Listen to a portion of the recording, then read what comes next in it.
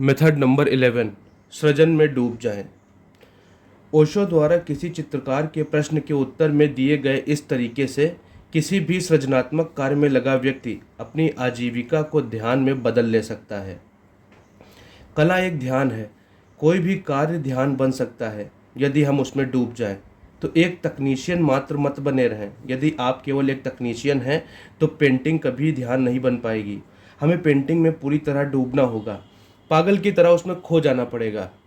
इतना खो जाना पड़ेगा कि हमें ये भी खबर ना रह जाए कि हम कहाँ जा रहे हैं, कि हम क्या कर रहे हैं, कि हम कौन हैं। ये पूरी तरह खो जाने की स्थिति ही ध्यान होगी। इसे घटने दें।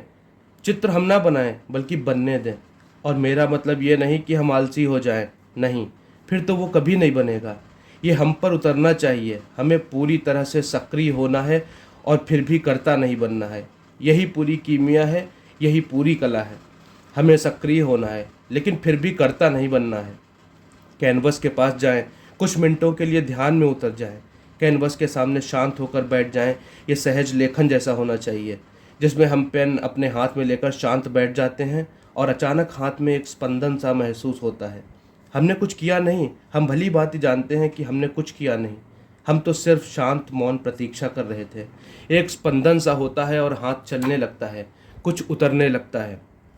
उसी तरह से हमें पेंटिंग शुरू करनी चाहिए।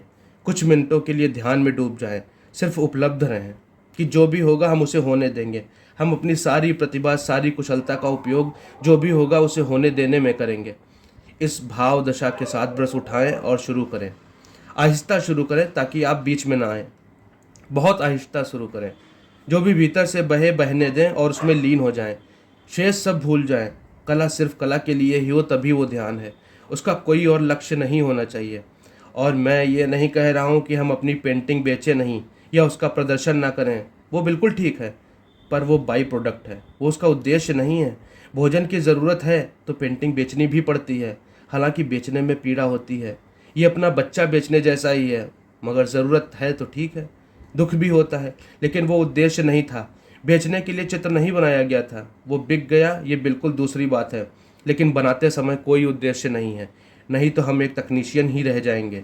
हमें तो मिट जाना चाहिए। हमें मौजूद रहने की ज़रूरत नहीं है। हमें तो अपनी पेंटिंग में, अपने नृत्य में, श्वास में, गीत में पूरी तरह खो जाना चाहिए।